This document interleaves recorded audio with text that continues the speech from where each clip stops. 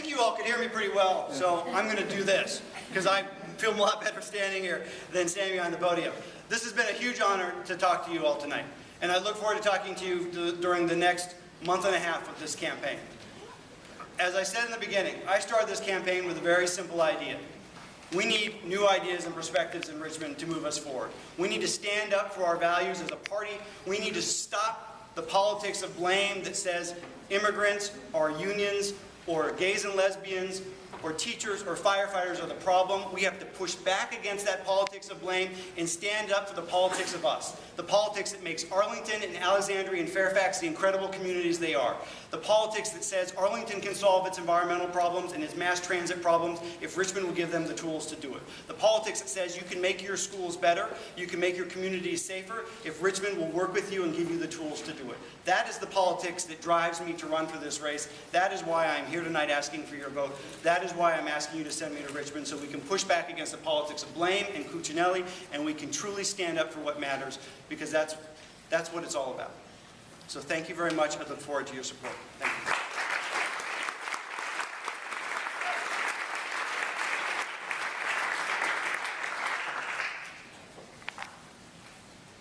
Well, I think the question here is who's going to represent us best. And I think you need to look at how each of us has represented our own districts. And I think, as I've outlined before, you all have helped me, and I've really learned very well how to represent Arlington values in our schools. I think if you go to Alexandria and talk to people in the West End, or if you talk to people down on the waterfront, you will find that they don't feel very well represented by their city council. I have done a lot of work here, and then I have a life story that I think helps me also represent everyone well and connect. As a widow, my income was cut by 2/3, and I had to cope with that. I really understand about it when people talk to me about difficulties with their finances. As a cancer survivor, I've realized personally how important it is to have good quality health care for everyone.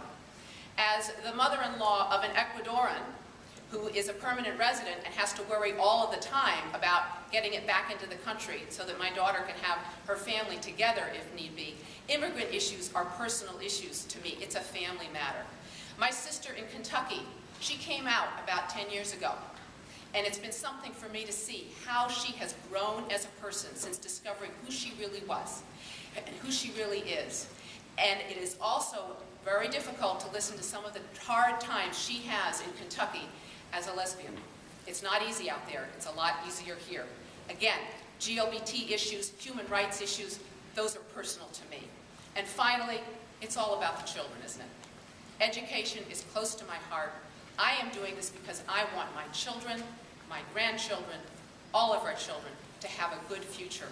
And with Richmond working the way it is now, where they're going on human rights, on transportation, on education, on the environment, our kids are not going to have a good future.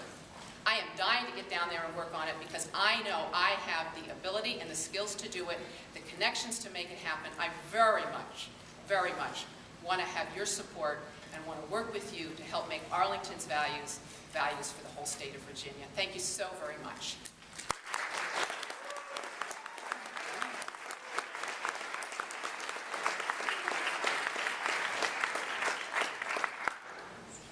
Thanks. I'm Adam Eben, seeking your vote to represent the 30th District on August 23rd. And I want to thank you for this forum. I did want to mention just a few points about my background that I didn't mention earlier. I was the Chief Deputy Commissioner of the Department of Labor and Industry appointed by Governor Mark Warner, served as the Senior Whip of the House Democratic Caucus, and a Progressive Caucus founding member with Delegate Patrick Hope, our chair. I've worked on bipartisan issues, whether it's chairing the Commission Against Human Trafficking, and then this year convening a bipartisan group of legislators in Northern Virginia to pass bills that were signed by the governor, whether it's by finding creative solutions about BRAC. I don't complain about it. I work to find solutions. What I did was put in a budget amendment to connect the streetcar, as I said, up to the Columbia Pike streetcar line. I also withheld my vote with Delegate Charnel Herring for the governor's transportation bill. We asked, what's in it for BRAC? What's in it for the Potomac Yard Metro? What's in it for our districts? And what we found was nothing.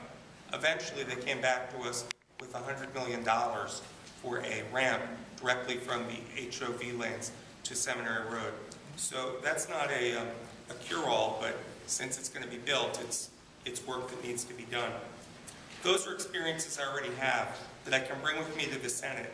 I'm proud of my record in the House, and I'm proud to have been recognized by the League of Conservation Voters as a legislative hero, with a 100% record from NARAL Pro-Choice Virginia, with an award from the Virginia Education Association. This year as a solid as a rock legislator, as legislator of the year from the Washington, D.C. Area Building Trades Council, and a 100% record with AFL-CIO. These organizations know they can trust my voice in Richmond. Hopefully those of you who've been paying attention in the 49th District also support my record, and those are values that we all share. And I want to ask for your vote, and if you want to stand with me, have me stand for you, I need you to stand with me for the next 6 weeks. Again, I'm Adam Eben, and I ask for your vote.